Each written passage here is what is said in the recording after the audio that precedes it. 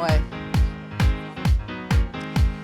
Si vous voulez bien venir prendre place, s'il vous plaît. Bonjour tout le monde.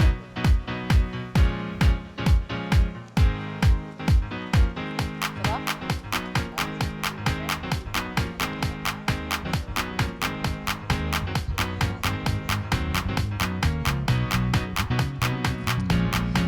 Je m'en mets toi devant.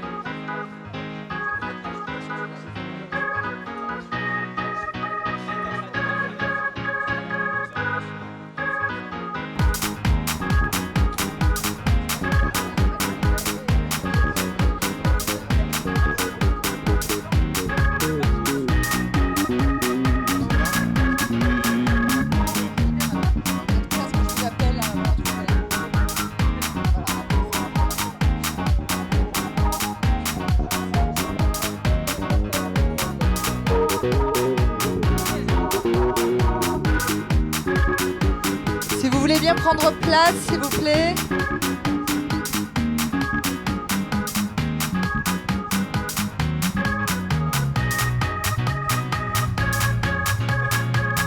S'il vous plaît, la plénière va commencer. Si vous voulez bien prendre place, merci.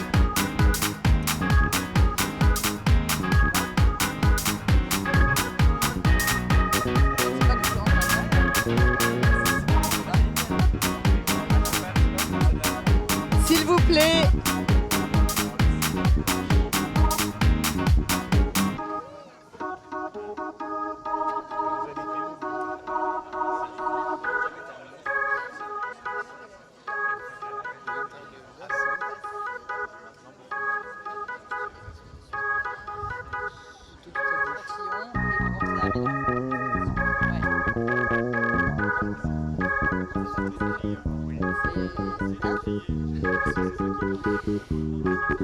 S'il vous plaît, je vous demande de rejoindre la plénière qui va commencer. Merci beaucoup.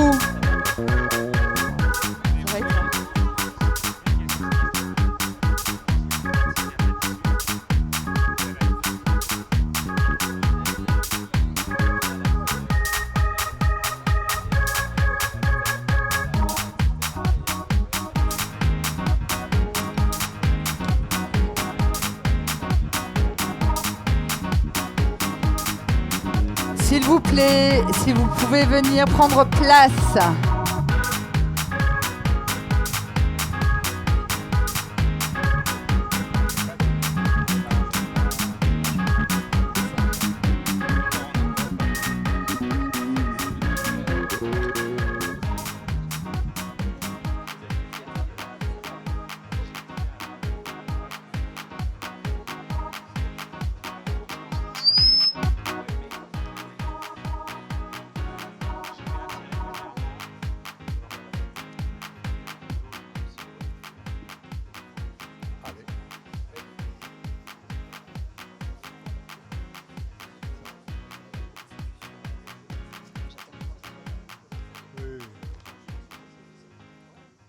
Il y a pas mal de places devant, si vous voulez. Alors, pas complètement devant, mais au deuxième rang. Hein ? Ouais ?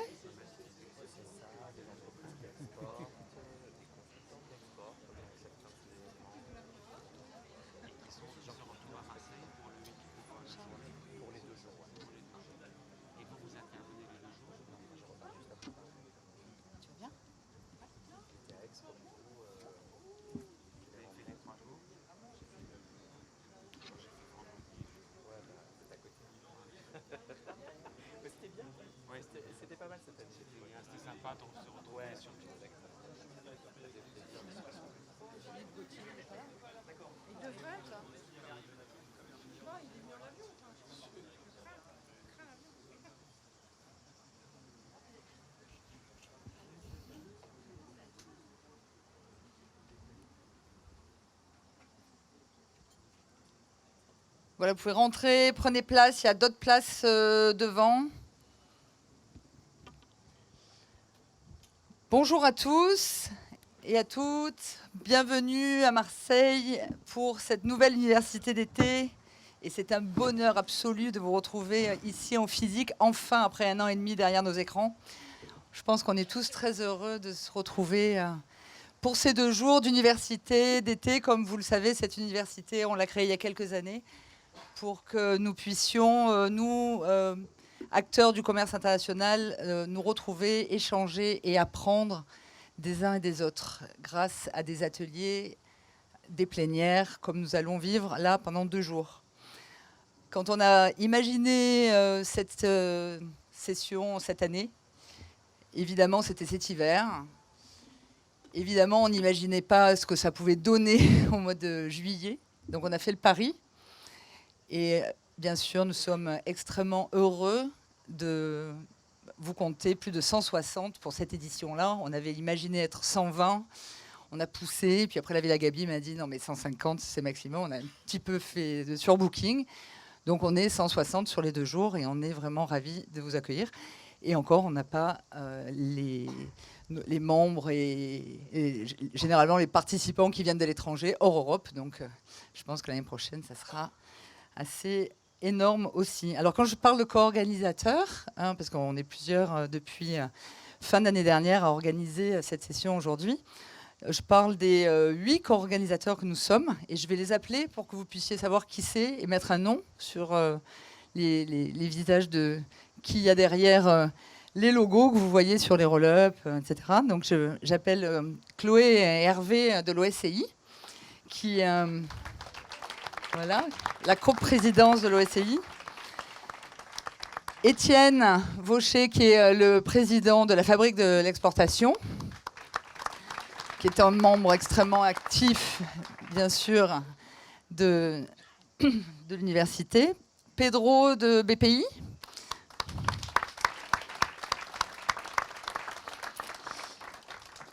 Michel de l'ADEPTA. Charles, non, tu peux laisser ta veste, c'est pas grave. Charles Maridor des CCIFI.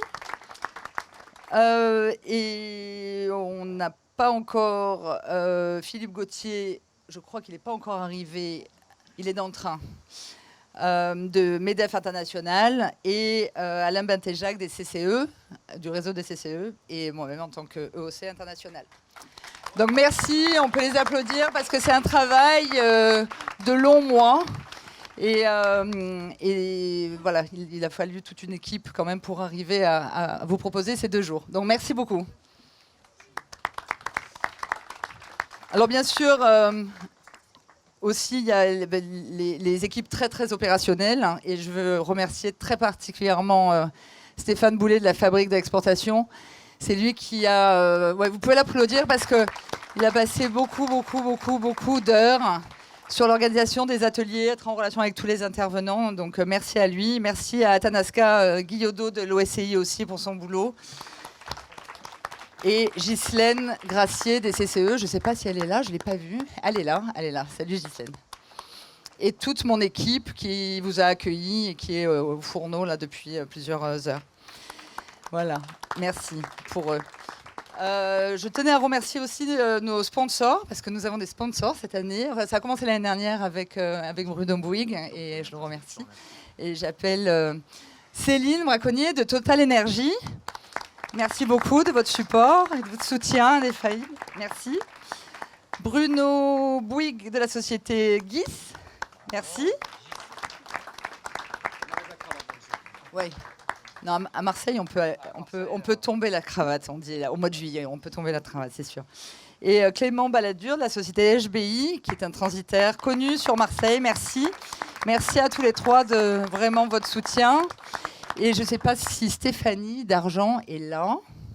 Non, elle n'est pas encore arrivée. Voilà, de la société Bodyguard qui nous fournit tous les gels, enfin les solutions hydroalcooliques et anti-moustiques dont nous aurons peut-être besoin ce soir. Voilà. Merci beaucoup. Donc très concrètement sur quelques petits conseils pratiques sur l'université. J'espère que vous avez tous téléchargé l'application Smiler.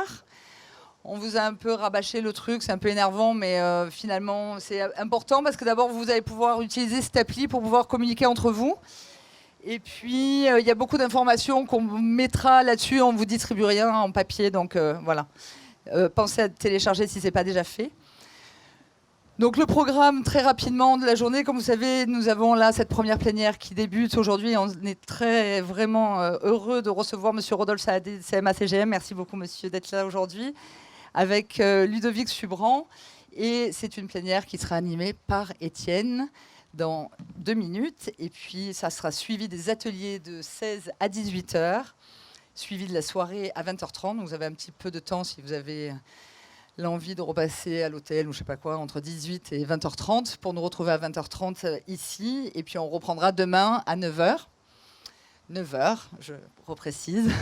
La soirée se termine à 2h, mais nous sommes censés être là, ici, à 9h demain matin. Merci beaucoup pour les intervenants de la plénière qui seront là. Merci. Et puis, vous avez vu le staff, un petit foulard orange, ils sont à votre disposition si vous avez des questions.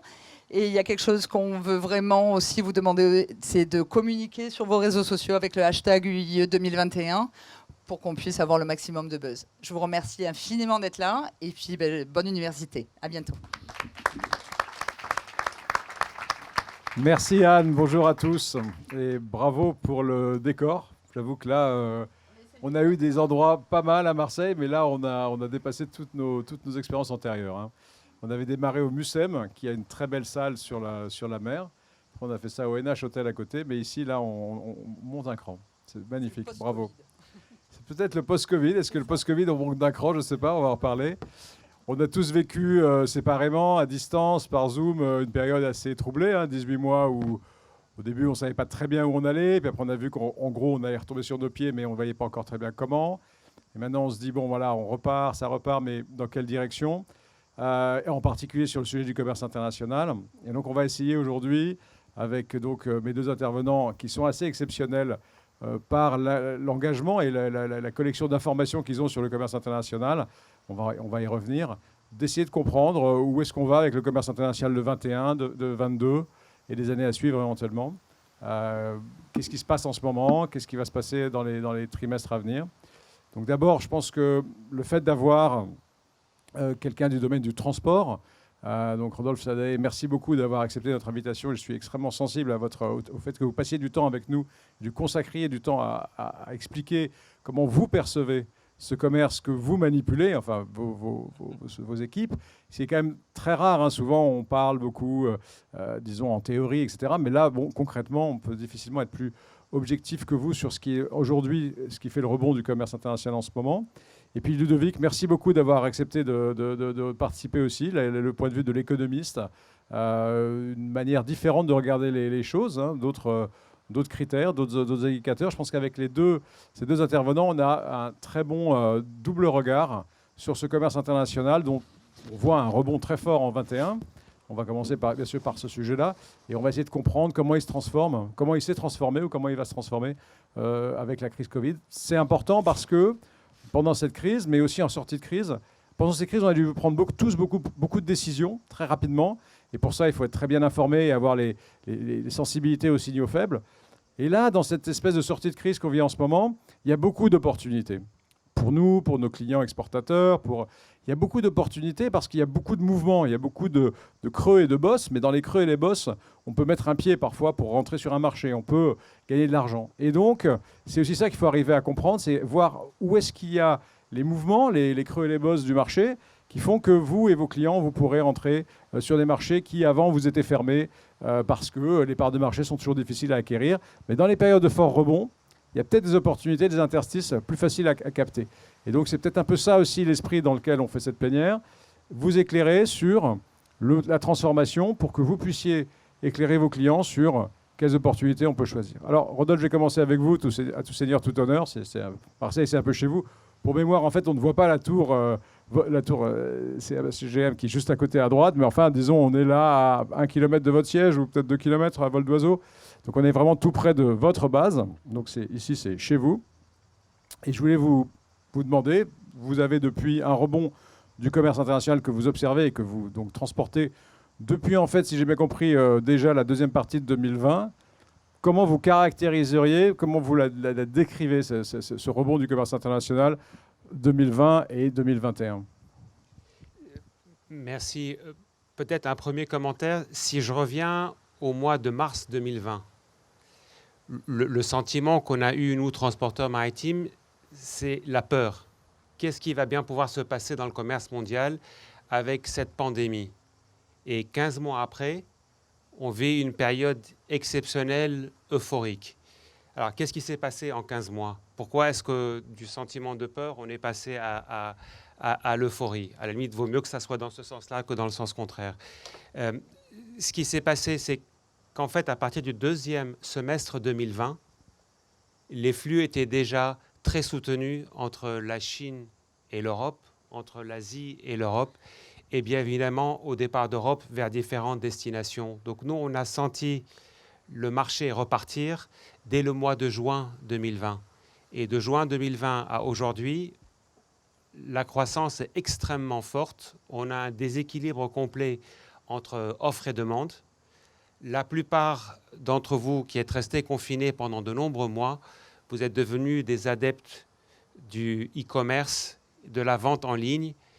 Et en commandant massivement, vous avez beaucoup supporté le commerce mondial et le transport maritime. Parce que la plupart des biens que vous avez commandés en ligne ou que vous avez été achetés dans des grandes surfaces sont venus par voie maritime. Et le groupe CMA CGM est un transporteur maritime. On opère une flotte de 550 navires.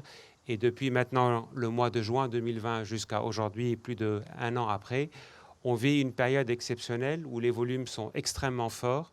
On a un manque d'équipement, de boîtes pour pouvoir mettre de la marchandise dedans, parce que nous ne sommes pas les seuls à avoir des remplissages extrêmement forts. Nos concurrents également sont dans cette situation-là. Donc la question est jusqu'à quand ça va durer? J'aurais bien voulu vous dire, je pense probablement deuxième semestre 2022, on s'attend à ce que le marché se normalise. Alors ça veut dire quoi, se normaliser? Ça veut dire que la période euphorique, les volumes exceptionnels qui viennent d'Asie devraient très certainement se réduire, mais on ne s'attend pas non plus à une chute drastique des volumes et des taux de fret. Au départ d'Europe, au départ de France, on a également, et vous êtes des exportateurs, vous savez de quoi je parle, les exportations aussi se sont beaucoup développées ces derniers mois et vous avez dû faire face à des manques d'équipement pour pouvoir acheminer votre marchandise en Asie et vers d'autres destinations. Donc, période euphorique qui devrait normalement se normaliser d'ici 6 mois à 9 mois. Mais c'est vrai que c'est une période qu'on n'avait jamais connue auparavant. Donc, à nous de nous adapter.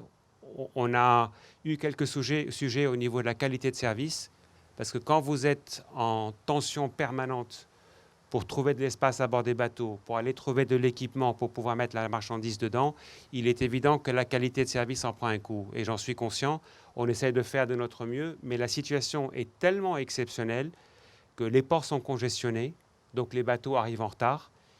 Et donc c'est à nous de prendre les mesures pour pouvoir remédier à ces difficultés-là. Alors, si j'ai bien compris, il y a eu quand même dans la consommation un certain switch entre des consommations donc, de services et des consommations de produits. C'est ce qui fait en fait que les ports sont encombrés. C'est que les gens, si j'ai bien compris, au lieu d'aller au cinéma ou en vacances ou consommer du loisir, finalement, ont acheté plus de produits.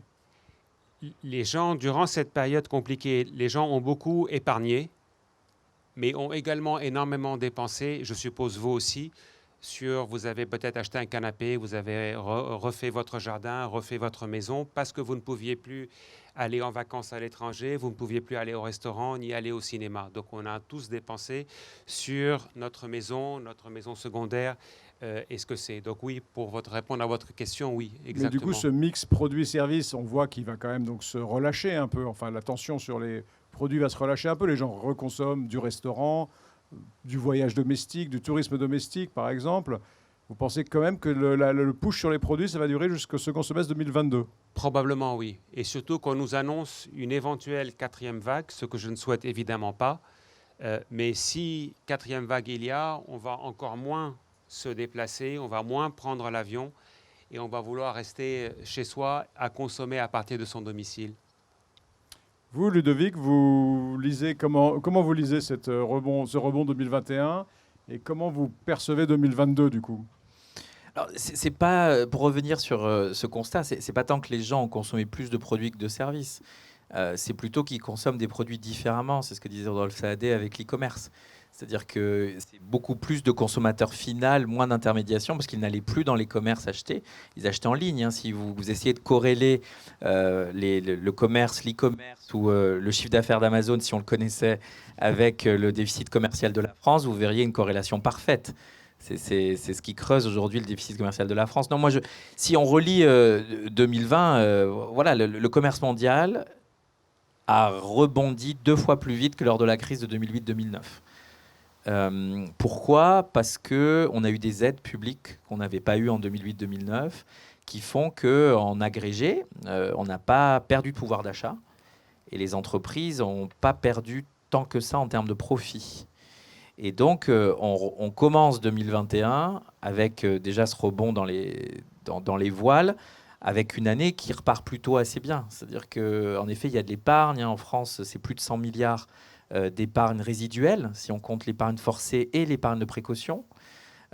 Pour les entreprises, vous prenez les 100 entreprises du SBF 120 qui ne sont pas financières, vous avez 40% d'augmentation du cash sur les bilans. Donc cette crise-ci, on a mis plus d'aides que ce dont on avait besoin. Et donc quand vous êtes sur un secteur d'échange, ça repart très bien, très vite, très fort. Je pense que je partage le deuxième semestre 2022 comme un semestre de normalisation. C'est vrai que ça pose beaucoup de questions, cette normalisation, parce qu'il y a des choses qui se passent. Il y a un rebattage des cartes régionales, sectorielles. Il y a aussi un rebattage des cartes de politique publique autour du commerce mondial, hein, des politiques industrielles, des nouvelles politiques de protectionnisme. Et c'est vrai que normalement, le cycle devrait être assez porteur sur tout 2021 et certainement une grosse partie 2022. Le vrai sujet, c'est que le rebond en volume s'accompagne d'un rebond en prix qui est très, très, très fort. C'est ça qui est un peu différent des dernières crises. C'est pas, on n'a pas magiquement consommé plus. On a fait un peu de home nesting, on a fait un peu de consommation de produits électroniques finis. Mais c'est plutôt que le prix du commerce mondial, lui, a explosé. Le prix des containers, bien sûr, le prix des intrants industriels, et puis l'élasticité des entreprises au prix. Il y a des entreprises qui ont du pricing power, il y a des entreprises qui n'en ont pas. Il y a des containers, même si c'est beaucoup plus cher, c'est pas trop grave pour la marge. D'autres, c'est beaucoup plus grave. Et le vrai sujet pour moi de 2022, ça va être cette histoire de prix du commerce mondial. Parce que c'est la dernière fois qu'on a vu ça, c'était en 2007, c'était la crise des matières premières avec le prix du riz qui augmente de 400%, enfin, certains d'entre vous s'en rappellent.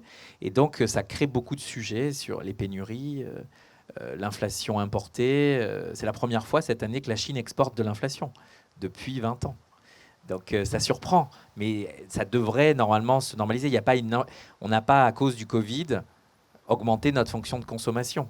En revanche, le mismatch, hein, l'intermédiation entre offre et demande, les goulots d'étranglement, on a vu que le canal de Suez, ça peut coûter plusieurs dizaines de milliards, que Xinjiang, ça peut aussi coûter plusieurs dizaines de milliards. On voit qu'on n'est pas grand-chose par rapport au commerce mondial. Et puis pour nous, qui aimons le commerce mondial, ça montre que c'est quand même le nerf de la guerre.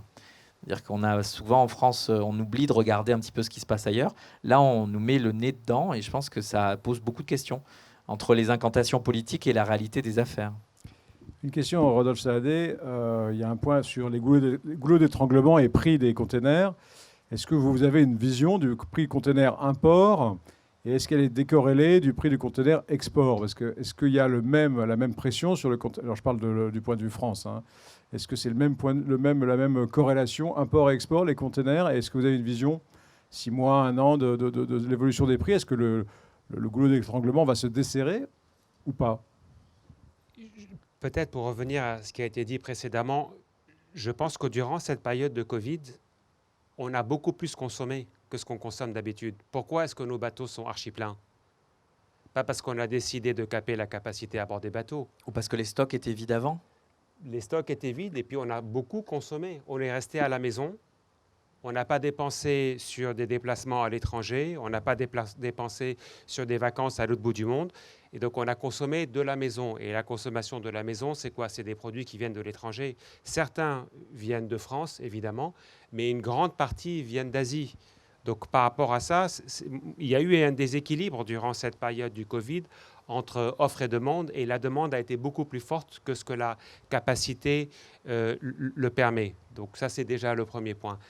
À l'import et à l'export, sur le container entre Asie-Europe et Europe-Asie. Aujourd'hui, qu'est-ce qu'on achète en Asie? Des produits finis qui ont une valeur qui est plus importante que la matière première qu'on envoie d'Europe. Donc les taux de fret au départ d'Asie, un Shanghai Foss, aujourd'hui on le vend sur le marché à environ 10 000 $. Il y a 1 an et demi, évidemment que le taux de fret était beaucoup plus bas.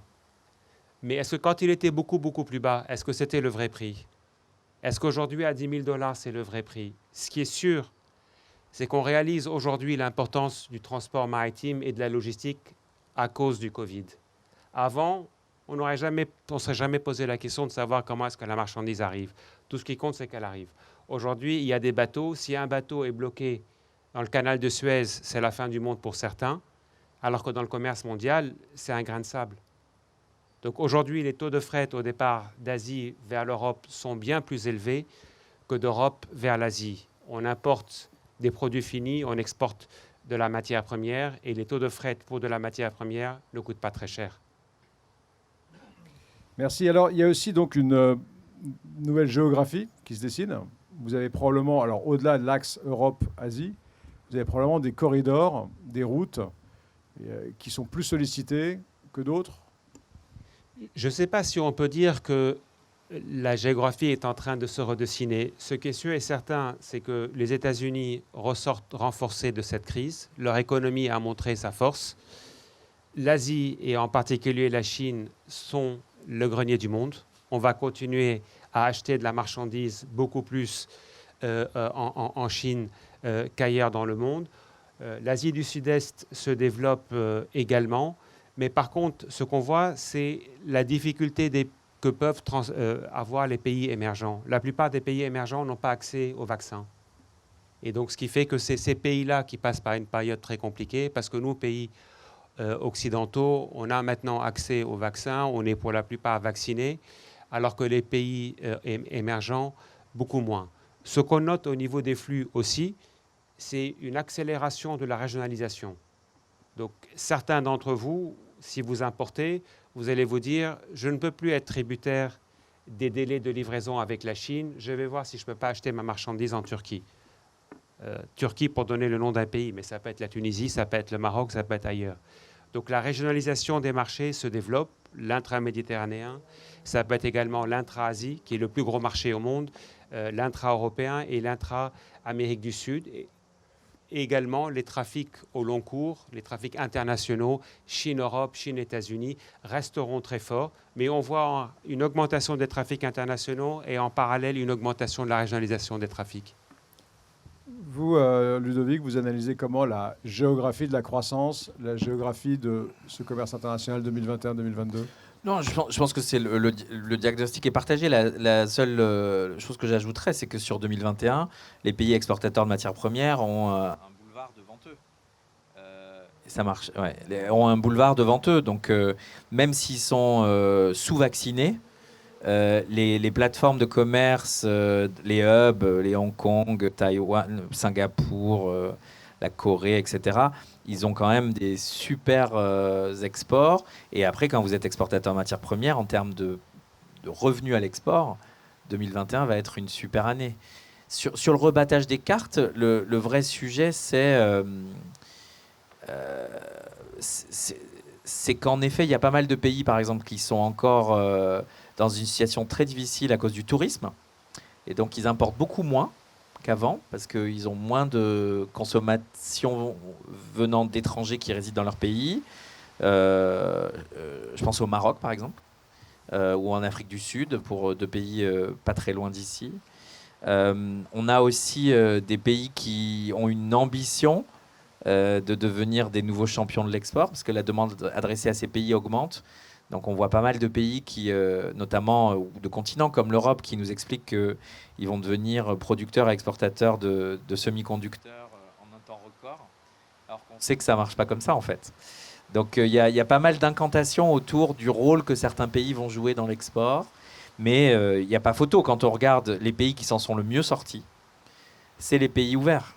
Les pays qui ont une base manufacturière et les pays pour lesquels l'export représente une grosse partie du PIB sont les pays qui ont rebondi plus vite, plus fort après cette crise, vaccinés ou pas vaccinés, etc. Donc ça confirme le fait que l'export, vous êtes peut-être plus affecté. Parce qu'ici, on voit beaucoup le risque à l'import.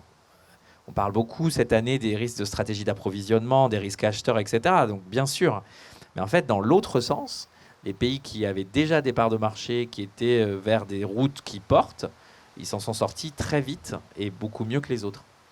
Oui, vous disiez qu'il y avait quand même une corrélation entre le rebond économique des pays et leur base industrielle. C'est-à-dire, plus vous êtes dans l'industrie en ce moment, plus vous êtes exportateur successful. Plus vous êtes dans les services, plus vous reprenez lentement, quoi. Bah, c'est plutôt plus vous êtes domestique, parce que l'économie des services, c'est une économie beaucoup plus domestique, en fait. Donc c'est vrai qu'en Europe, par exemple, voilà, nos ennemis de toujours, les Allemands, les Italiens, qui ont plus de PME, qui ont plus de débouchés dans des pays en dehors d'Europe, ils sont forcément sortis plus vite de la crise sur l'export. Mais ils sortent aussi de la crise grâce à nous. Il ne faut pas oublier que sur 1 euro consommé en France, 33 cents est importé. Sur 1 euro investi en France, 25 cents est importé. Donc le vrai sujet du rebattage des cartes après cette crise, comme lors de la crise et la reprise de 2010, c'est que les contenus de la croissance en import vont complètement basculer. On va avoir des vrais déséquilibres, hein. Le déficit jumeau des États-Unis, donc leur déficit budgétaire et commercial, explose. Les États-Unis, Biden, en faisant 5,1 trilliards de stimulus, il est en train d'offrir presque 1 trilliard aux Chinois. Vous voyez, sur ce fond de protectionnisme, de rivalité sino-américaine, économiquement, les Chinois n'ont pas besoin de faire de relance aujourd'hui. Ils sont d'ailleurs en train de retirer leurs aides beaucoup plus vite que nous, que ce soit les aides monétaires et budgétaires, parce qu'on est en train de leur offrir quelques années de croissance facile et plutôt pas mal. Alors ce commerce mondial, il repart, on a vu, mais est-ce qu'il repart, il repart le même? Est-ce qu'il est en transformation? Est-ce qu'il doit se transformer? Quels sont ces défis en fait? Là, donc 2021, 2022, on sent que c'est un bon boulevard. Derrière, c'est quoi le défi selon vous, Ludovic? Déjà, le commerce mondial est mort, vive le commerce mondial. Hein. C'est-à-dire qu'on nous annonce la mort du commerce mondial à peu près tous les 5 ans.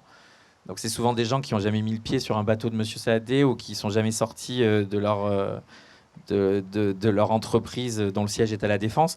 La mondialisation, on ne l'arrête pas comme ça. On apprend à la gérer parce que la première phase de mondialisation, elle est bénéfique pour tout le monde. Elle nous a permis d'avoir des choses pas chères. La deuxième, elle a détruit de l'emploi et donc on est en train d'essayer de gérer ça. Alors on le gère comme on peut. On nous explique qu'on va relocaliser. Nous, on a fait une enquête en fin d'année dernière. Il y avait moins d'une entreprise sur 10 qui nous disait qu'elle allait pour de vrai relocaliser. On nous explique qu'il faut faire une mondialisation heureuse. Voilà. Non, je pense que, c'est plutôt une très bonne nouvelle que le commerce mondial reparte. 2, il faut en effet mettre des mécanismes de compensation de ceux qui sont perdants du commerce mondial. Et ces sujets-là, bien sûr, je pense à la planète. C'est pas cuit les petits oiseaux de dire qu'il va falloir à un moment donné qu'on se pose une vraie question sur le prix du carbone. Parce que c'est devenu un sujet important. Les pays se sont engagés, les entreprises se sont engagées à une forme de neutralité carbone. Et c'est pas le commerce mondial qui est le plus pollueur, vous le savez, c'est l'énergie. Mais le commerce mondial arrive assez vite sur la liste des associations qui luttent pour la transition énergétique. Donc il va falloir qu'on trouve une façon de faire. Alors il y a la façon européenne. Hein. Donc, la façon européenne, c'est toujours de mettre un impôt, généralement aux frontières. Comme ça, on a l'impression que ça va aller mieux. La façon américaine, c'est de dépenser beaucoup plus, 2000 milliards pour le plan d'infrastructure Biden, qui est un plan d'infrastructure verte et inclusive. Donc le commerce mondial, il se transforme avec le verdissement. Il se transforme aussi avec le digital. Il y a 50 ans, on parlait de la balance des biens. Puis en France, on a aimé commencer à mesurer la balance des services et le compte courant, parce que notre balance des biens, elle est forcément déficitaire. Donc, vous savez qu'en France, on a un déficit en biens de 60 milliards. Enfin, en ce moment, c'est plutôt 80. Mais on a une balance courante qui est pas loin de l'équilibre. Moi, je pense qu'il faut se poser la question de la balance des données, de la balance du service et du digital, parce que toutes les mesures protectionnistes aujourd'hui sont là-dessus. C'est-à-dire que Trump, qui faisait du protectionnisme à la papa, avec des barrières tarifaires, on est revenu aux barrières douanières qu'on avait au milieu des années 70. Vous savez que d'ici la fin de l'année, on va revenir au niveau des barrières douanières moyennes dans le monde qu'on avait avant Trump. Hein. Donc c'est fini tout ça. En revanche, Biden, c'est pas America First, c'est Americans First. Comment on fait ça? On renforce le CFIUS, comme nous on renforce le décret Montebourg, les Allemands renforcent le Haushaltsverordnung, tout le monde renforce ces mécanismes qui n'attaquent pas les biens, mais qui attaquent les investissements, le cash, donc l'internationalisation par le cash. Et ça, pour les boîtes françaises, c'est un vrai sujet. Parce qu'autant le produire en France, c'est pas si facile, on le sait, autant les boîtes françaises sont successful à l'international à travers l'internationalisation. Elles achètent, elles font des partenariats. Et ça, aujourd'hui, dans le monde après-Covid, ça sera beaucoup plus scruté. Il va y avoir un retour de bâton réglementaire dans la finance, dans l'industrie, etc. Et donc, c'est ça aussi. Moi, je pense souvent à la mondialisation qui se transforme. C'est les deux sujets qui me viennent assez vite en tête. Rodolphe Saadé, vous êtes au cœur du sujet décarbonation. Vous avez un challenge devant vous. Comment, chez CMA-CGM, on aborde le sujet? Alors, je sais que ça fait longtemps que vous êtes sur le sujet, mais comment vous l'avez réfléchi? Quelles échéances, quels milestones vous êtes donnés? Quelles transformations vous opérez? C'est quoi votre vision de la décarbonation du transport maritime et du transport en général, puisque vous êtes dans toutes les branches, y compris aérien? Peut-être avant de répondre à votre question, je reviens sur un aspect majeur de la crise du Covid. Qu'est-ce qu'on aura appris? C'est l'importance du digital. On a passé notre temps en visioconférence du matin au soir à faire des affaires, à parler à nos familles, à nos amis. Donc aujourd'hui, le digital est devenu une partie intégrante de notre vie au quotidien. Et donc, il y a quelques mois, on en discutait, je crois, ensemble. Moi, je prenais un avion pour aller assister à une réunion à Shanghai et je revenais, une réunion de 2 heures et je faisais 24 heures d'avion. Aujourd'hui, après le Covid, c'est impossible. Je trouverais que c'est une perte de temps, d'argent et attention à la planète. Donc la visioconférence, le digital au sens large, fait partie intégrante de notre vie et a changé notre mode de fonctionner et notre manière de faire des affaires. Donc par rapport au Covid, le digital, on accepte, moi, il y a quelques mois, je n'aurais jamais accepté, entre guillemets, que des collaborateurs travaillent de la maison, en toute honnêteté. Aujourd'hui, on a dit, OK, maximum 2 jours par semaine. Donc, on a beaucoup évolué avec ce qui s'est passé. On accepte le télétravail parce qu'il a fait ses preuves. On accepte d'être encore plus digital qu'avant parce que ça a marché. Et ça nous a permis de continuer à nous développer malgré la pandémie. Maintenant, pour revenir à votre question concernant l'environnement, là aussi, la crise du Covid nous a montré combien on était fragile, nous en tant qu'individus et la planète en général. Donc chez CMA-CGM, on est très pragmatique dans notre manière de faire. On n'aime pas faire de discours, on aime l'action. Et donc par rapport à ça, au niveau de nos navires, on opère, comme je vous disais, une flotte de 550 bateaux et de toutes les tailles, des grands et des plus petits. Certains de nos grands navires sont maintenant propulsés au gaz naturel liquéfié. Pourquoi le gaz? Parce qu'il nous permet d'économiser en CO2. Alors, peut-être pas autant que ce qu'on voudrait. On économise environ 20%. 20%, c'est pas beaucoup, mais c'est déjà énorme par rapport à ce qu'il y avait avant. Et ce qu'on dit, c'est qu'on ne compte pas s'arrêter là. Il faut qu'on continue à regarder les bioénergies qui nous permettent de réduire nos émissions de CO2 de l'ordre de 60% si on utilise du biométhane. Mais malheureusement, le biométhane n'est pas disponible en grande quantité. On essaye de faire au mieux, mais aujourd'hui, l'objectif pour CMA-CGM, c'est évidemment d'être un acteur de la protection de l'environnement. Les navires au gaz en font partie. CMA-CGM, c'est aussi une société de logistique, donc on opère des entrepôts avec une énergie positive. On s'est engagé, pour ce qui est de nos navires, à être carbone neutre en 2050. Je ne vous cache pas, moi, les promesses à 2050, j'y crois pas beaucoup, parce qu'il se peut qu'en 2050, on ne soit pas là.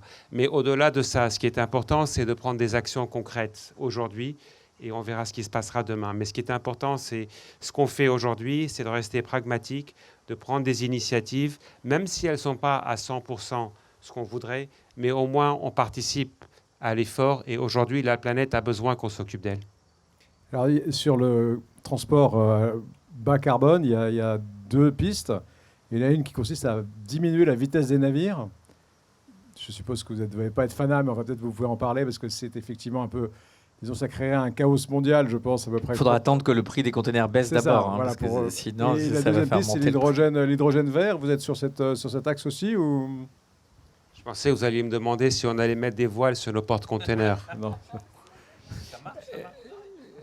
Oui, bien sûr, il y en a, mais ça n'avance pas du tout. Donc, ce qui fait que aujourd'hui, à partir de janvier 2023, il y a de nouvelles réglementations qui vont nous obliger à réduire la vitesse. Donc, ça va augmenter le coût des conteneurs, concrètement. Ce qu'on dit nous aujourd'hui, c'est que oui, ça va coûter plus cher parce qu'il va falloir réduire la vitesse. Mais depuis de très, très, très nombreuses années, ce sont les compagnies maritimes qui ont supporté les surcoûts. Aujourd'hui, quand on investit dans un grand bateau, un bateau, ça vaut environ 175 millions de dollars. Pour pouvoir faire une rotation complète entre la Chine, l'Europe et la Chine, il en faut en moins 12. Donc, je ne sais pas si vous êtes en train de faire le calcul, madame, en face de moi. Je ne sais pas ce que ça donne, mais ça fait beaucoup de dollars.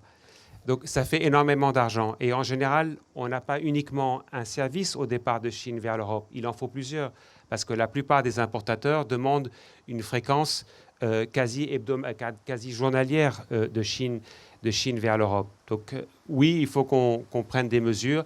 Est-ce que réduire la vitesse, on l'a réduit depuis de nombreuses années, sauf que maintenant, à partir de 2023, il y a une réglementation qui sera mise en place. On ne pourra plus déployer de vieux navires qui polluent, et ça, c'est tant mieux d'ailleurs. Et donc, nous, à partir de janvier 23, on prendra des mesures pour pouvoir... Les vieux bateaux iront à la casse, et on fera en sorte d'utiliser des navires propres pour relier différents ports. Alors du coup, je comprends que le conteneur maritime, il n'a pas forcément vocation à beaucoup baisser dans les années à venir. Vous investissez dans le ferroviaire, vous croyez à l'axe, vous êtes sur l'axe Asie-Europe, vous avez acheté une entreprise en Espagne là récemment, dans le ferroviaire. Vous êtes dans le ferroviaire Asie-Europe, vous croyez que ça peut être un substitut au trop-plein sur les bateaux? On est surtout à l'écoute de nos clients. Et à partir des besoins de nos clients, on adapte notre offre de service. CMA-CGM, c'est avant tout une compagnie maritime qui opère des navires, mais on est également opérateur d'avions cargo. Suite à la crise du Covid, comme la plupart des avions passagers étaient bloqués sur les tarmacs et ne pouvaient pas voler, les avions passagers transportaient dans leur soute du cargo. Comme ils n'ont plus volé, plus de cargo dans les soutes, donc on a décidé d'investir dans des avions cargo qui relient la France à l'Amérique du Nord, et notamment Chicago, Atlanta et New York. Donc c'est certainement un axe qu'on souhaite développer. Et ensuite, comme vous le dites, le train. Certains clients nous disent, nous, le transit time, c'est-à-dire le délai entre un port et un port, est important. Mais on n'est pas prêt à payer le prix du transport aérien. Qu'est-ce que vous nous proposez? On leur propose en 12 jours de faire un Shanghai sur le Nord-Europe par train. Et donc, c'est des routes qui sont relativement sécurisées. On a des grands comptes ou des grands clients qui acceptent volontiers d'utiliser le chemin de fer. Donc, ça ne relie pas tous les ports du monde. Mais en tout cas, aujourd'hui, le chemin de fer attire une certaine clientèle qui fait attention à l'environnement et qui souhaite un service rapide. Ludovic, peut-être quelques mots sur la taxe carbone aux frontières. Comment on va essayer d'éviter d'importer le carbone qu'on n'aura pas produit à la maison, puisqu'en fait, c'est un peu ça l'équation. On va réduire les émissions de carbone, mais il ne faut pas non plus importer des émissions carbone à travers les produits qu'on aurait achetés dans des pays qui, eux, auraient généré beaucoup de carbone dans la production de fabrication de ces produits? Ouais, c'est un peu le... Bon, vous entendez tous parler de verre, de SG, de machin, de trucs, de bidules, on n'y comprend rien. C'est très compliqué parce que le Covid a rappelé que le changement climatique, c'était vrai. C'est-à-dire que c'est une crise systémique, exponentielle, probabiliste. Et donc maintenant, on essaie tous de faire ou de se poser les vraies questions sur le climat, à coup de greenwashing pour beaucoup, et d'autres, et je suis sûr que CMA-CGM est dans ce cas, c'est des choses pragmatiques. C'est pas juste il faut faire des annonces, c'est-à-dire il faut se poser la question de combien je dois investir si le prix de la tonne de carbone est à 80 $. C'est qu'est-ce que ça veut dire comme transition, comment je passe d'un secteur dit brun à un secteur moins brun. Et dans tout ça se rajoute, comme dans la gestion de la Covid d'ailleurs, l'incertitude de politique publique. C'est-à-dire qu'au sein de l'Europe, il y a un vice-président au sujet un peu de verdissement qui propose une piste, qui est celle en effet de la taxe carbone aux frontières, qui est très compliquée pour ceux qui s'intéressent à ces sujets, parce que compter les émissions de carbone d'une entreprise jusqu'au fameux scope 3, c'est quelque chose de très dur. Mais l'idée, c'est en effet de taxer, donc de faire porter une partie de la compensation du prix du carbone aux fournisseurs qu'on a, qui nous fournissent des choses qui sont carbonées. Et donc ça serait très coûteux pour la Chine, ça serait très coûteux pour le Nigeria, ça serait très coûteux pour, je sais pas moi, pour l'Afrique du Sud et ses matières premières. Donc c'est un gros sujet, ça serait très coûteux aussi pour les pays qui importent plus que nous, comme l'Allemagne. Donc il y a aussi un sujet d'entropie en interne de l'Europe. Je ne sais pas si c'est la solution, hein, mais c'est vrai que vous voyez qu'il y a un côté chaotique à ce sujet climatique. Il y a une pression du consommateur, il y a une pression des politiques publiques. Les gens ne font pas les calculs, c'est-à-dire qu'on fait des promesses et des incantations sans avoir regardé combien ça coûtait, parce qu'on ne le sait pas. Parce que la transition climatique, c'est une transition technologique avant tout. Tu parlais de l'hydrogène à l'instant. On ne sait pas encore comment faire de l'énergie hydrogène. Est-ce que c'est mieux que la batterie pour les avions? Est-ce qu'il va falloir faire de l'hybride? Est-ce que ça va marcher pour les bateaux? Et donc, c'est des paris. Et en Europe, aujourd'hui, on a fait ces paris-là, d'avoir des diagonales industrielles sur la batterie, sur l'hydrogène, sur les semi-conducteurs, sur la santé. Les autres en ont fait aussi des paris. Les États-Unis sur le gaz, la Chine aussi en partie sur les renouvelables, mais beaucoup quand même sur des énergies, sur l'hydrogène notamment. Mais on va avoir un moment de flottement avant qu'on trouve un nouveau point d'équilibre. Et ça risque d'être un flottement un peu inflationniste. Et ça risque d'être un flottement où tout le cash qu'on peut avoir aujourd'hui va être réinvesti. Moi, je dis toujours, quand vous regardez un peu la littérature sur le changement climatique, en fait, une grosse partie de l'épargne qu'on a accumulée aujourd'hui doit se transformer en investissement pour la transition énergétique. Donc quand vous avez l'impression qu'il y a des masses d'épargne, que ce soit au niveau de pays comme l'Allemagne, ou au niveau d'entreprises, ou au niveau même de ménages, dites-vous qu'une partie de cette épargne, en fait, c'est juste une avance sur dividende énergétique, hein, ou une avance sur dividende climatique. Et donc il va falloir l'investir. Et aujourd'hui, bon, il y a des ambitions d'investissement public, mais c'est l'investissement privé qui va être le nerf de la guerre là-dessus. Et notamment, le public doit se concentrer sur l'innovation de rupture, donc la technologie, donner un cadre et une visibilité aux entreprises. Aujourd'hui, le pire qui puisse exister pour une entreprise, c'est de ne pas savoir. Regardez l'industrie automobile en 2018, ça a coûté plusieurs milliards de profits à l'industrie automobile de changer la réglementation sur les émissions d'auto du jour au lendemain. Donc il faut arrêter de jouer un peu avec le climat et il faut juste donner en effet une forme de visibilité et ensuite laisser l'acteur privé faire les investissements comme il le veut. Rodolphe Sadé parlait de devoir réduire la vitesse des bateaux. Peut-être que ce n'est pas ça la solution. Peut-être que pour lui, c'est de garder une vitesse constante, mais de réinvestir une partie de ses profits dans, je sais pas, une batterie géante qu'il pourrait plugger sur son avion, sur son bateau. Mais on lui laisse pas ce choix-là. Et ça, je pense que c'est une erreur et qu'on est en train de faire pas mal de choses sous-optimales sur la lutte contre le climat, ce qui veut dire qu'on va devoir remettre notre ouvrage sur la table plusieurs fois dans les 10, 15, 20 prochaines années. Sachant néanmoins qu'on a tous mieux appréhendé les courbes exponentielles dont vous parlez avec la Covid. On voit ce que c'est. On voit que pour la Covid, on peut mettre le pied dans la porte pour bloquer. Pour le climat, on voit moins bien comment on met le pied dans la porte pour bloquer le processus. Je voulais revenir sur la transformation digitale. Rodolphe Salé, vous avez évoqué ce sujet pour vos équipes. Vous avez évoqué ce sujet pour vos voyages. Je pense que tous les OSCI, tous les participants ici, tous les exportateurs ont pratiqué le commerce à travers la prospection digitale et les différents outils qui ont été proposés, partage d'écran, partage de documents qui sont massivement adoptés, qui ont été massivement adoptés. Il y a un terrain, c'est le e-commerce, qui est un terrain donc qui a fait presque x2, je crois, sur la période par rapport à 2019. Vous êtes, vous, directement, indirectement lié à ce e-commerce, je suppose, à travers le shipping. Comment vous observez sa transformation ? Comment vous l'analysez, cette transformation du e-commerce, cette accélération ? D'abord, est-ce qu'elle est irréversible ou est-ce qu'elle est réversible ? Est-ce qu'on va avoir une baisse après la période Covid ? Comment vous analysez tout ça ? Moi, je trouve que le digital est un atout. Mais il y a certaines règles à respecter au niveau du digital. Les règles, c'est déjà, être sûr et certain que ce que vous souhaitez mettre en place est ce que vous avez vraiment demandé. Vous regardez avec beaucoup d'attention votre budget, parce que nous, malheureusement, on a un budget très important pour tout ce qui touche le digital et l'informatique, et on peut avoir des mauvaises nouvelles à la fin de l'année. Et quand on s'approche de la fin de l'année, il faut que je regarde à nouveau mes chiffres. Mais ça, c'est sur la forme un peu anecdotique.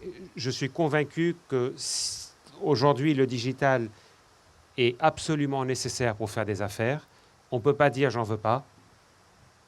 Celui qui n'a pas de digital chez lui aura un sujet, parce qu'on s'est tous mis à communiquer à partir d'outils digitaux. La technologie est devenue monnaie courante dans notre vie au quotidien et on n'a pas le choix. Le tout, c'est de savoir, est-ce que j'ai l'outil qu'il me faut et est-ce que j'ai le budget que j'ai agréé au départ. Mais sur le principe, on n'a pas le choix. Ludovic, sur le digital et la transformation de l'interaction interentreprise grâce au digital, aussi bien consommateur. D'abord, je vais suivre. Moi aussi, méfiez-vous de vos directeurs informatiques en 2021. Si vous deviez déjà vous en méfier avant, ils ont la chance de pouvoir faire exploser leur budget sous un jargon qui fait qu'on ne questionne pas trop.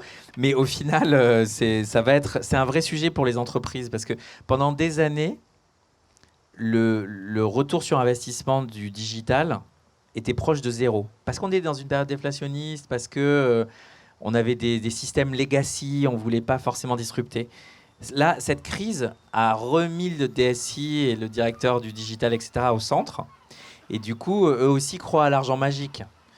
Et c'est un moment où les taux de rendement peuvent être très élevés, mais peuvent aussi surprendre négativement. Donc ça va être pour les entreprises, à mon avis, un vrai sujet. Mais sur ton autre question qui est sur l'intermédiation, je pense que malheureusement, on ne reviendra pas à une forme d'intermédiation. Donc le vrai sujet aujourd'hui, c'est la concurrence à capacité presque constante, parce qu'il faut des années pour compléter la capacité du commerce mondial, de sorte qu'on puisse refaire descendre les prix. C'est pour ça que je comparais avec 2007, la crise alimentaire. Pendant des années, on a sous-investi dans l'agriculture. Et puis en 2007, on se dit, ah, tiens, on a une concurrence des biodiesels, on a un peu de spéculation, les prix explosent. Dans les capacités du commerce mondial, c'est pareil. Regarde les ports. Comment c'est difficile de faire comprendre aux gens qu'il faut investir dans des ports augmentés, des ports à plus forte capacité, le temps que ça prend. Les aéroports, hein, regardez en France, Roissy, faire voter un 4e terminal. Bon, bref. Et donc, le vrai sujet, c'est que pendant un petit moment là, avant que...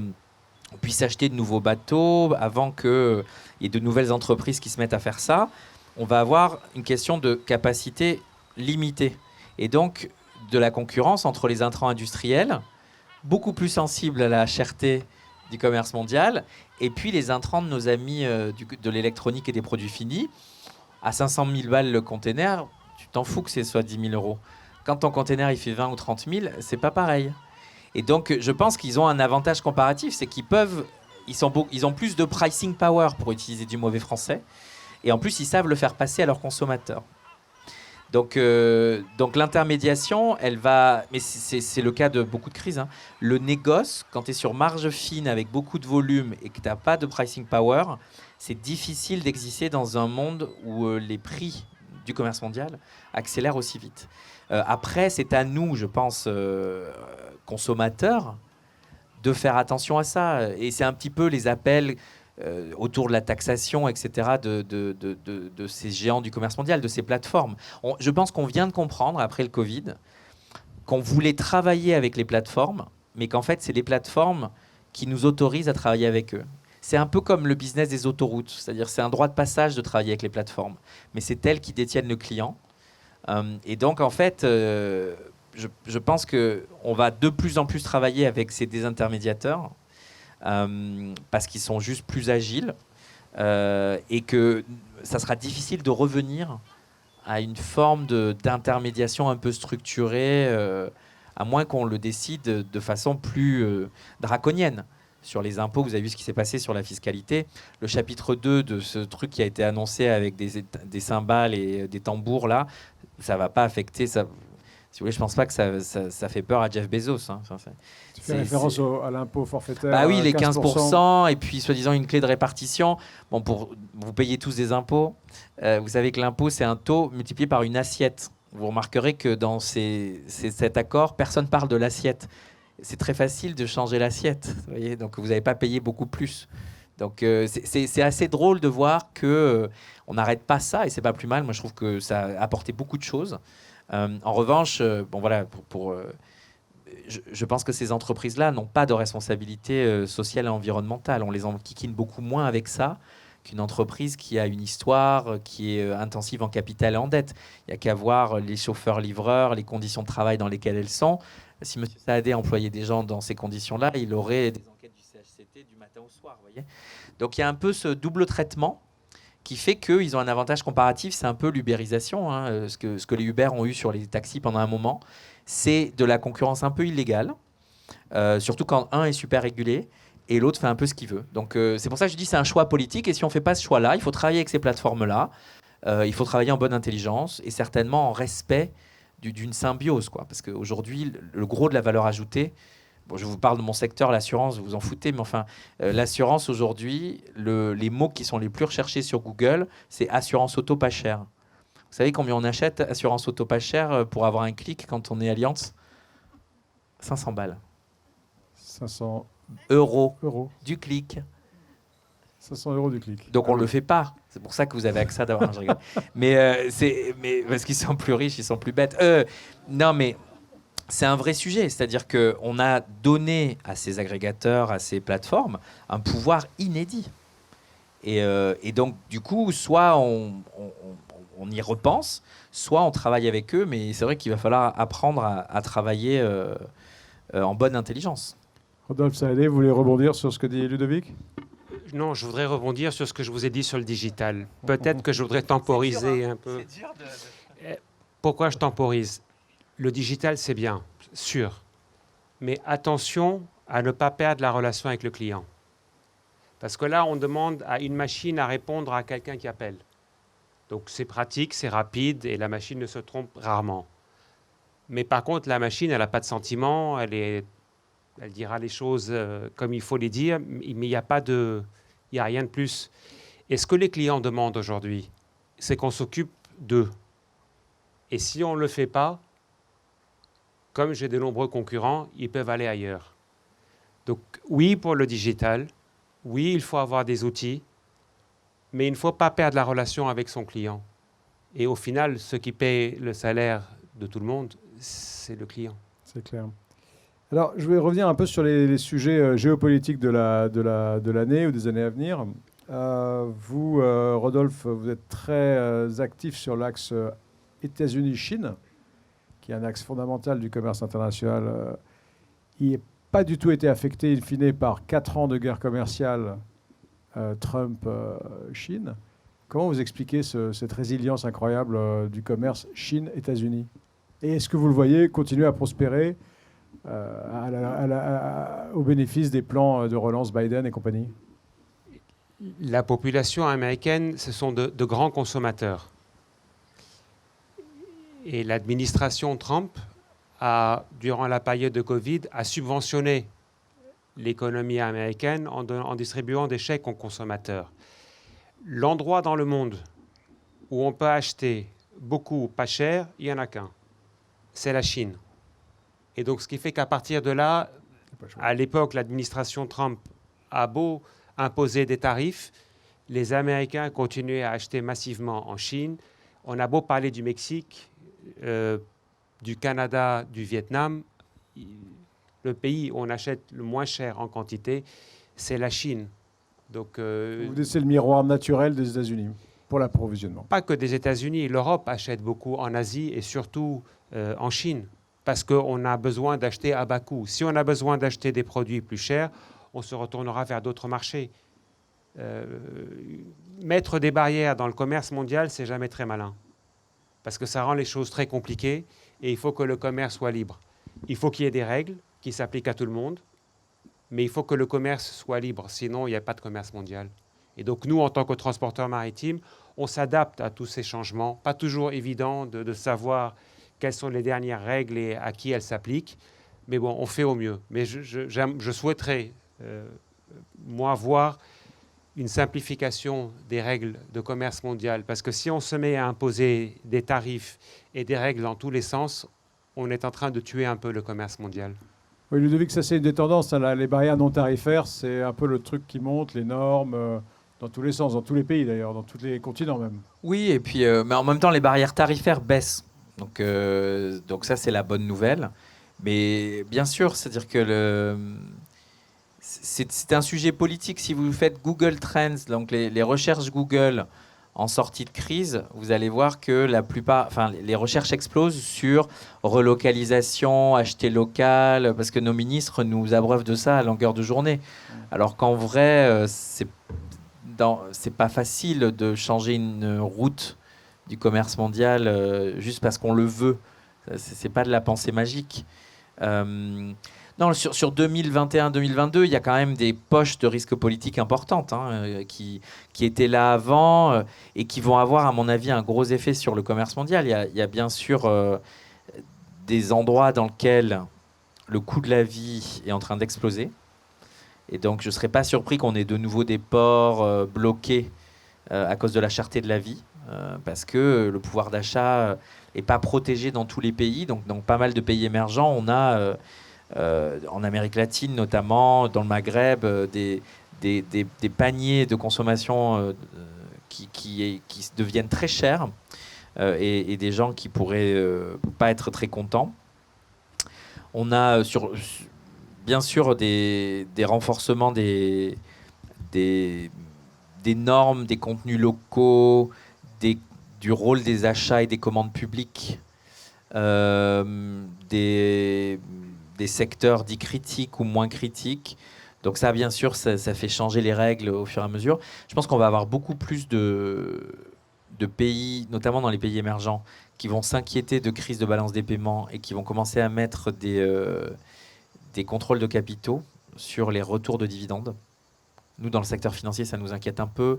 Si vous regardez, donc on les appelle les toucans, mais Turquie, Ukraine, Chili, Kenya, CK, Argentine, Nigeria, Afrique du Sud. Ces pays-là ont des petits sujets, on va dire, de balance de paiement.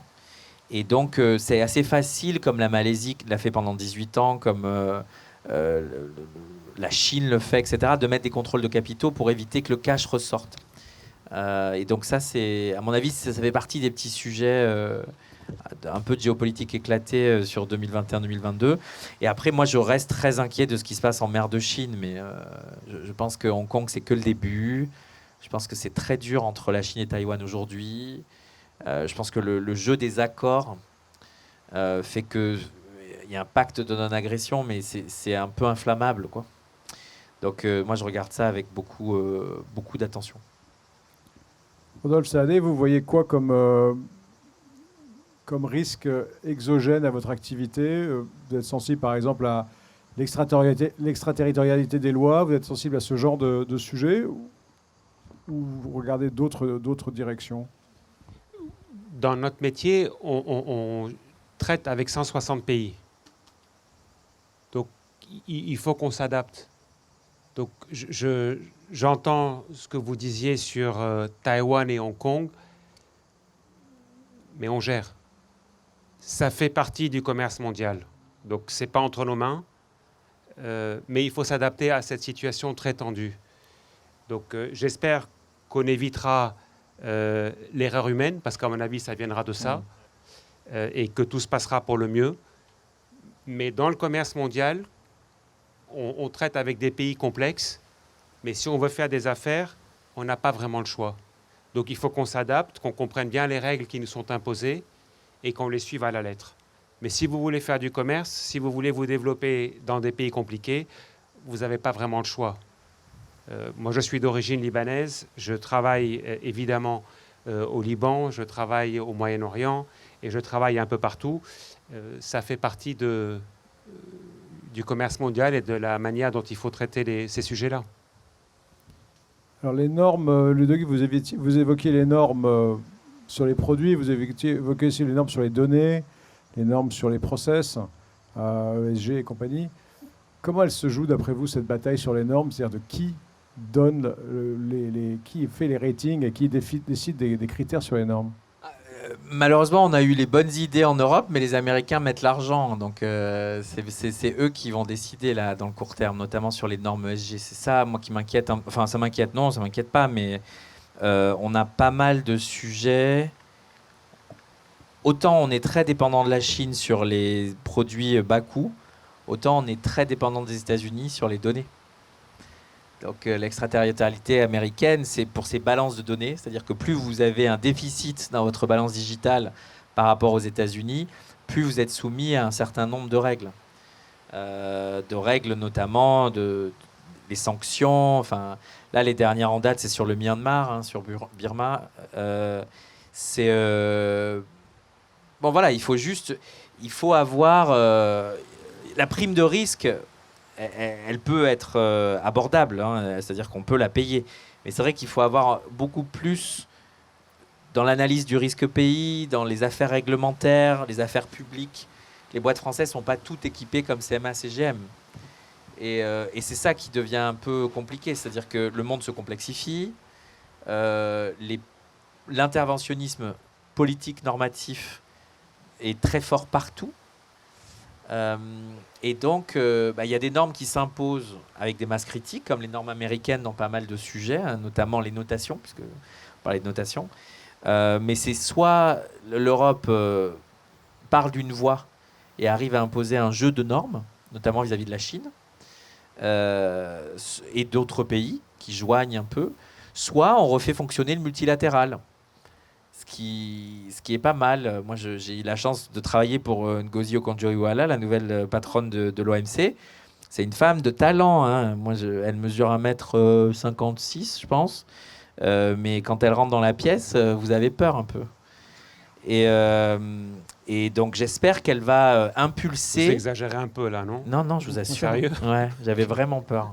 Moi, je l'ai vu la semaine dernière, c'est pas l'impression qu'elle m'a parce que vous donné. êtes plus grand. Et parce qu'elle est il faut se méfier, Rodolphe. Elle est gentille comme ça, mais elle est féroce. Elle est féroce. Ah oui, bon, ben, ça va. Non, mais elle, en tous les cas, c'est quelqu'un. C'est une personne qui peut faire revivre un peu le multilatéral. Ce dont on a besoin, on l'a vu sur les vaccins, l'histoire de propriété intellectuelle, sur le digital, il y avait pas mal de choses à l'OMC qui étaient bloquées. Sur par exemple, le Doha Round, est-ce qu'on peut faire quelque chose sur les produits agricoles? Ça, je pense que c'est des sujets, peut-être qu'il faut se remettre un petit peu dans les mains du multilatéral là-dessus pour justement éviter des accords de libre-échange excluants, des règles bilatérales très coûteuses en fait. Mais c'est difficile. Les Américains font les gentils, mais ils ont un intérêt très particulier à ce que ça marche dans leur sens. Donc il faut pas. C'est ce que je dis toujours, c'est que Obama était plus protectionniste que Trump. C'est juste qu'il le tweetait pas. Donc les gens avaient l'impression que c'était ce beau gosse gentil et tout, mais en fait il était féroce sur le plan du commerce mondial. Trudeau, moi je connais très bien celle qui a fait les accords commerciaux pour Trudeau, Eilish, qui est maintenant l'ambassadrice du Canada à Bruxelles. Elle est plus dangereuse que Ngozi. Elle sourit en plus. Donc c'est ça, c'est de ça. Pour l'Europe a pas quelqu'un. Vous savez qui c'est le commerce? Enfin, Christine, tu sais, mais tu dois être la seule. Qui est le commissaire responsable du commerce extérieur? Ouais, voilà, vendre quelque chose. Mais où sont les outils de commerce extérieur? Ils sont dans les pays ou ils sont à l'Europe? Pedro est parti.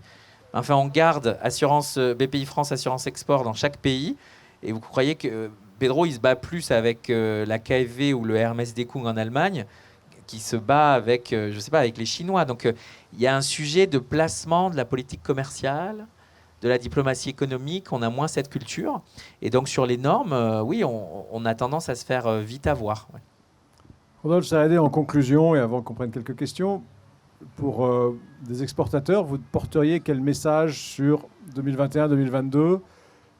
Comment est-ce qu'on peut essayer de trouver dans ces mouvements rapides, parfois, des opportunités pour se développer concrètement? Comment vous formuleriez un conseil aux exportateurs? Le premier, c'est oser.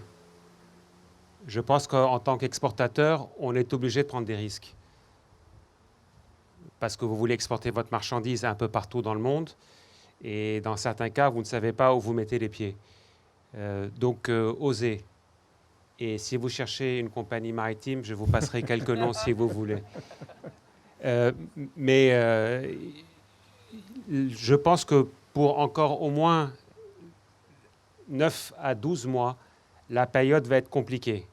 Donc, trouver de l'espace à bord des bateaux va être difficile, que ce soit au départ de France ou au départ d'Asie. Donc, il faut prendre son mal en patience. C'est vrai que les prix augmentent, les prix du transport maritime. Mais de l'autre côté, je pense qu'à un moment donné, il faudra quand même réfléchir à que veut dire un prix de transport. Quand on parlait, vous disiez, Ludovic, 500 000 $ pour un conteneur de produits blancs. C'est quoi 10 000 $ et c'est quoi 10 000 $ pour un conteneur de 20 ou 30 000 $? Donc, c'est vrai qu'à un moment donné, ces questions doivent se poser. Et nous, en tant que transporteurs maritimes, on est ouverts à discuter, à se mettre autour d'une table et de voir un peu ce qu'il faut faire pour que le commerce mondial continue à se développer. Quand on avait des difficultés, personne n'est venu nous parler et on a dû se débrouiller tout seul comme des grands. Bon, on n'a pas de problème à ce que dans cette période-là, il faille peut-être voir les choses un peu différemment. Mais pour revenir à votre question, vraiment le message que je voudrais faire passer aux exportateurs, c'est n'ayez crainte, foncez, parce que le monde est ouvert à vous. C'est OK si ça ne marche pas la première fois, mais il faut réessayer, il faut avoir peur de rien, surtout quand on est à Marseille. Et avec nos voiles là, qui s'envolent. Ludovic, Non, en écoutant Rodolphe Saadé, je me dis, le problème de nos exportateurs, c'est que comme ils vont écouter Rodolphe Saadé, ils vont se dire, oh là là, le prix va augmenter, je vais aller voir Panier Runacher pour lui demander de l'aide. Ça, c'est le problème. Tu veux dire un chèque conteneur, alors? Je sais pas, mais moi, si j'étais Rodolphe Saadé, je dirais pas trop que ça va continuer, parce que le pire, c'est qu'elle va faire une nationalisation partielle de vos bateaux pour approvisionner des semi-conducteurs aux entreprises qu'elle aime bien. Il faut toujours se méfier. Est-ce qu'elle a les moyens? Ça coûte cher, les bateaux. C'est l'argent magique. La BCE imprime et elle achète.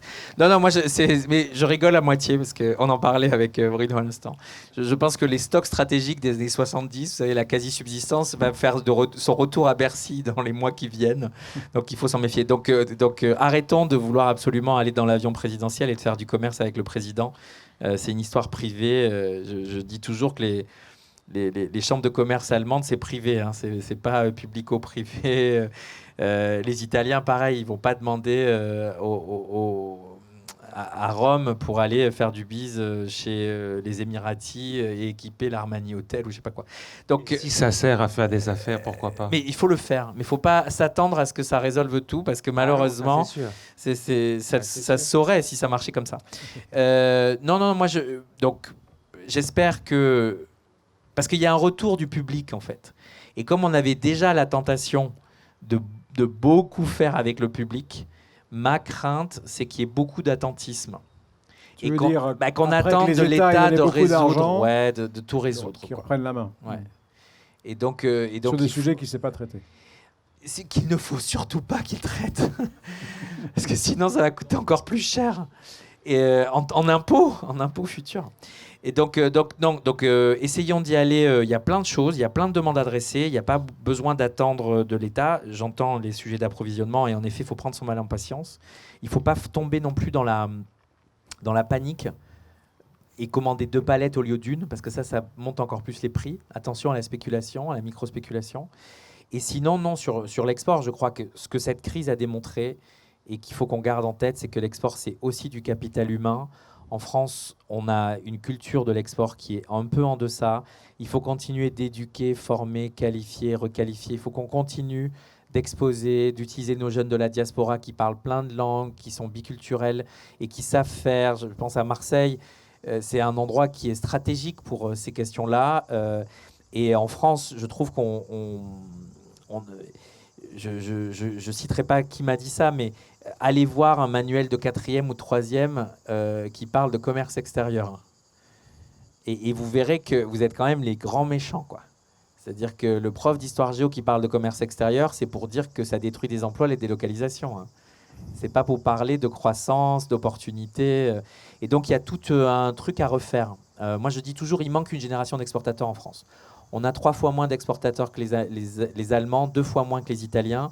On a 1% des entreprises qui font 85% de l'export. Il faut que cette nouvelle génération d'entreprises, elle pense monde by default.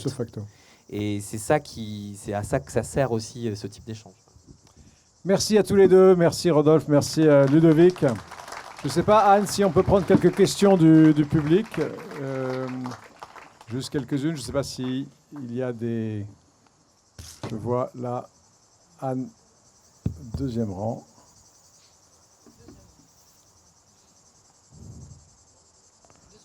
Allez-y. Bonjour, Arnaud Dalvin. J'avais une question, alors je ne sais pas à qui elle va s'adresser, sur le retour, un retour possible à la situation antérieure en termes de transport, en termes de surcapacité, de tarifs, etc. Est-ce qu'il va y avoir vraiment un retour en arrière, ou est-ce qu'il n'y a pas eu un certain transfert de production, une perte de capacité en Europe, de savoir-faire, de capitalisation, voire de buying power, qui va finalement empêcher, même à long terme, un retour aux tarifs qu'on a connus il y a 1 an et demi, 2 ans? On a un outil qui nous permet de voir combien de nouveaux navires arrivent sur le marché, combien de nouvelles commandes arrivent tous les ans. 2021, il n'y a pas eu beaucoup de nouveaux navires qui sont arrivés sur le marché, ce qui a accentué la problématique offre-demande. Ce qu'on voit, c'est que comme les compagnies maritimes vont mieux, elles se sont mises à commander massivement de nouveaux navires. Et on s'attend à ce qu'en 2023, il y ait un déséquilibre entre offre et demande et qu'il y ait trop de capacité et pas assez de demande. Je ne suis pas en train de vous dire qu'il faut attendre jusqu'en 2023, mais je vous dis que tous les ans, en fonction de l'offre et de la demande, on arrive à avoir une idée de ce que peut être le marché. Mais je pense qu'au niveau du marché de manière générale, on s'attend à ce qu'il y ait une normalisation des échanges à partir du milieu de l'année prochaine. Nous, en tant que CMA-CGM, on déploie un maximum de capacité. On essaye d'acheter des bateaux de 2e main pour faire face à une demande extrêmement forte. On essaye aussi d'aller acheter des conteneurs parce que, comme je vous le disais en début de séance, on a besoin de conteneurs pour pouvoir mettre de la marchandise dedans. Les conteneurs qu'on a ne suffisent pas. On achète nos conteneurs en Chine. Le seul pays qui fabrique des conteneurs se trouve en Chine. Et donc là aussi, on est suspendu à leur volonté de nous vendre ou pas des conteneurs. Donc c'est vrai que toute la chaîne logistique est sous pression en ce moment parce que la situation est difficile. Si vous avez l'occasion de regarder, il y a un site où on vous montre le temps d'attente des bateaux dans certains ports du monde. Regardez la Californie. Vous avez des navires qui attendent à Los Angeles 7 jours avant de rentrer et à San Francisco 14. Donc, ce n'est pas un problème français, c'est un problème mondial. Et donc, vous avez des bateaux qui attendent 14 jours, qui viennent d'Asie, et qui vont devoir attendre 14 jours avant de pouvoir décharger leurs marchandises. La situation est vraiment exceptionnelle. On l'a une fois tous les 10 ans, 15 ans, et encore.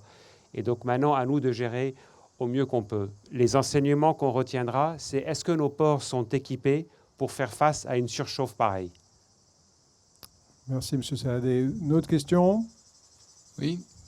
Bonjour, Franz de Odyssée Export. Ma question revient sur justement ce transport maritime et sur ces containers. Moi, j'ai lu, et peut-être d'autres d'entre vous ont lu également, que certains containers étaient immobilisés et donc coûtaient et ont été détruits. Donc, je voulais savoir quelle est votre opinion par rapport à ça. Et également, ma deuxième question porte sur le transport aérien.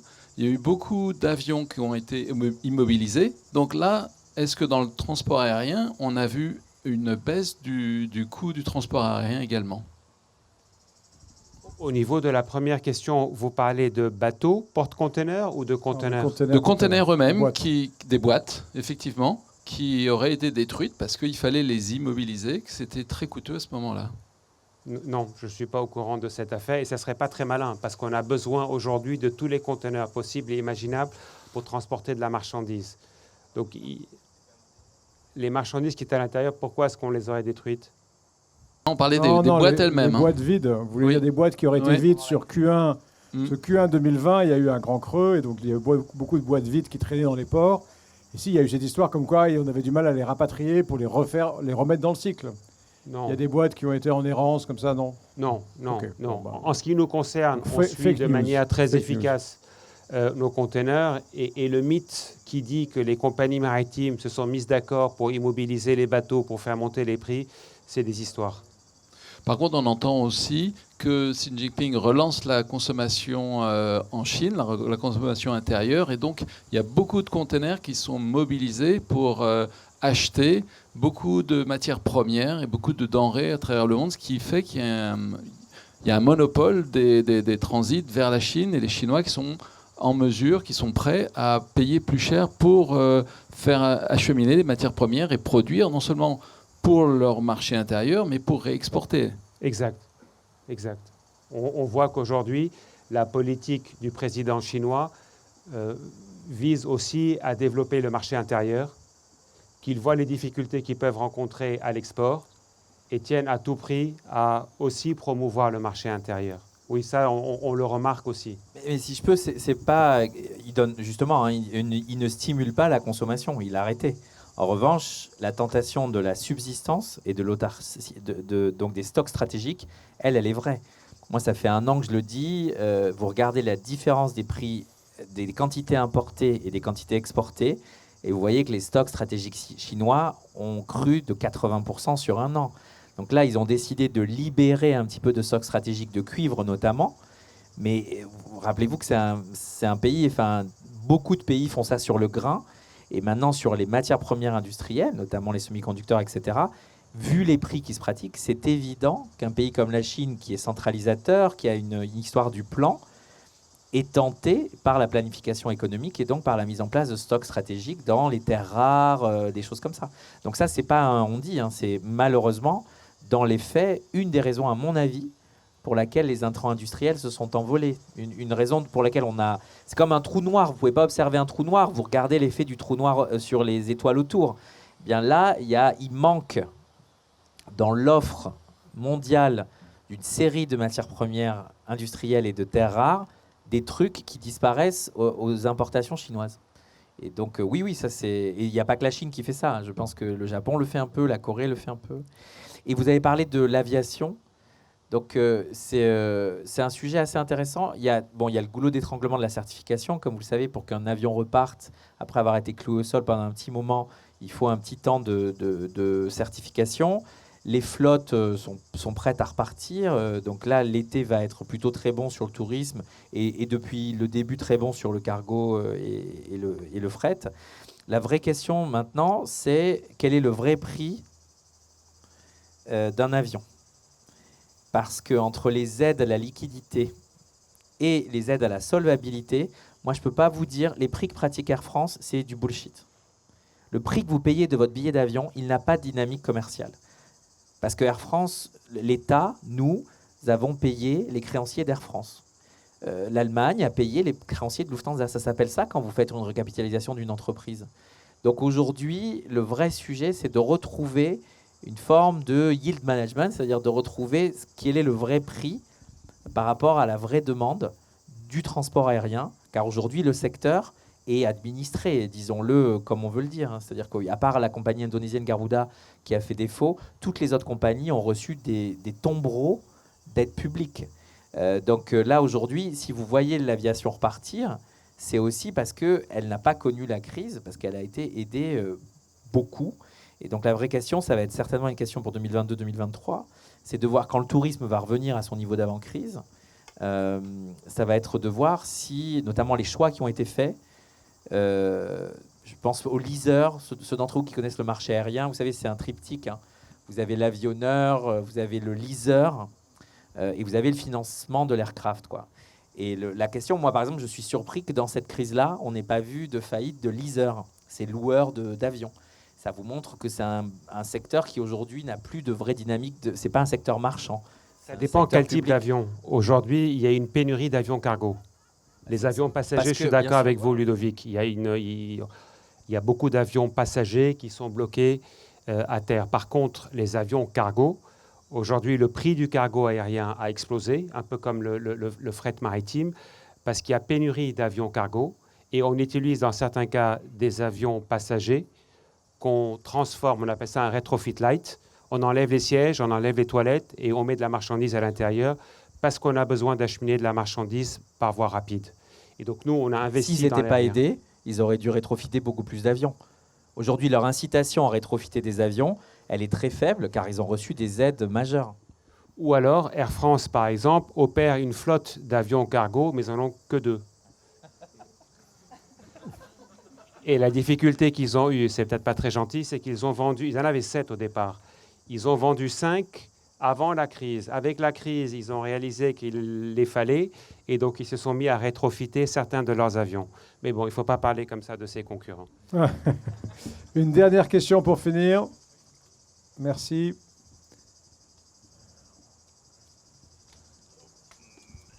Merci beaucoup Thierry Poupeau. Je lis le titre « Sur quel terrain se jouera la croissance 2021-2030 » et je me demandais finalement, on a beaucoup parlé de consommation et d'échange de produits et de services, mais Ludovic, tout à l'heure, tu faisais effectivement allusion au plan d'investissement américain de 2000 milliards. On a des plans d'investissement, je dirais, très importants en Europe, notamment sur le sujet, le pacte vert, etc. Est-ce que tu penses finalement que la croissance de demain, enfin dans ces années-là, va plutôt porter sur la consommation ou plutôt porter sur l'investissement ?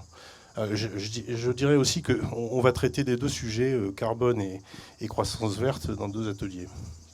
Ça, moi, j'ai du mal à croire pour l'instant au super cycle d'infrastructure. C'est-à-dire l'idée qu'on veut nous faire croire aujourd'hui, c'est que on va décaisser tellement vite et tellement bien qu'on va avoir un boom des infrastructures. Moi, j'y crois pas. L'Italie, 325 milliards, c'est 2 fois le plan Marshall. Je pense que si on décaisse vraiment ça, on est de retour vers une accession à l'euro du début des années 2000 avec des routes qui mènent nulle part et des musées vides. Aux États-Unis, pareil, c'est bien d'annoncer des choses. On va voir ce que déjà le Congrès vote. S'ils arrivent à voter quelque chose avant les midterms de 2022. Et une fois que ce sera voté, moi j'attends de voir ce que les États-Unis savent décaisser sur l'infrastructure en argent public. Donc moi je pense que c'est de toute façon la consommation. Vu l'épargne en plus qu'il y a, c'est une décennie qui va être portée par la consommation.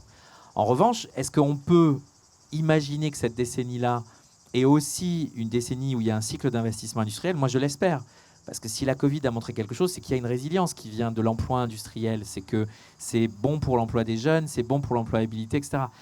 Je pense aujourd'hui qu'on nous en fait des caisses et que moi, je ne sais pas comment l'Italie peut décaisser 325 milliards sur 2 ans avec Next Generation EU, où je ne vois pas comment les Américains peuvent décaisser 2000 milliards sur 5 ans. Je ne sais pas comment ils font. Ils peuvent câbler toute la Sicile, ils peuvent faire 2 fois les routes, faire des ponts aériens, ils peuvent faire des ronds-points, ça on sait faire. Mais ça va pas. On n'a pas encore la technologie pour qu'il y ait un effet d'échelle. Oui. Mais la Chine, c'est la Chine. Il y a un sous-équipement chronique dans une série de secteurs, notamment. Et les infrastructures critiques, hein, l'eau, la 5G, la 6G, etc., c'est pas quelque chose qui se fait en décaissant si vite. Donc, il y a de la R&D d'abord, où il n'y a pas de retour sur investissement au début. Et ensuite, tu décaisses. Là, on a mis une limite temporelle au cycle d'investissement et il faut bourrer le tuyau. Moi, ça, j'y crois pas. Ça crée des éléphants blancs, ça. Merci beaucoup, merci à tous. Bravo. Merci Rodolphe Charadé, merci Ludovic. Anne, c'est toi qui donnes les instructions pour la suite des opérations. Allez, passe pas devant le haut-parleur. Alors, il y a une pause gourmande sur la terrasse. Donc, vous allez pouvoir descendre par les escaliers qui sont sur le côté de la villa. Sur la gauche. Il y a, voilà, sur la gauche, là. Et donc, il y a une pause en bas. À 16h, il y a les ateliers qui démarrent. Les ateliers, il y en a dans différents endroits. Toujours pareil, hein, le staff avec le petit foulard orange peut vous guider. Mais vous savez que vous avez un atelier qui est ici, dehors. Vous en avez qui est en bas, juste là, sur la restanque. Et vous en avez qui sont aussi dans la villa, à l'intérieur, et dans le jardin au pied de la villa. Donc on vous guidera juste après la pause quand vous chercherez. Mais globalement, vous savez que c'est dans la villa, par ici, là, et dans le restant en dessous du jardin. Voilà. Merci. Hein? Oui, à 1, à 2, c'est ici. Mais voilà. Mamie doit Merci. repartir à Bordeaux ce soir. Merci beaucoup. C'était pas qu'on vous l'épreuve, ce soleil.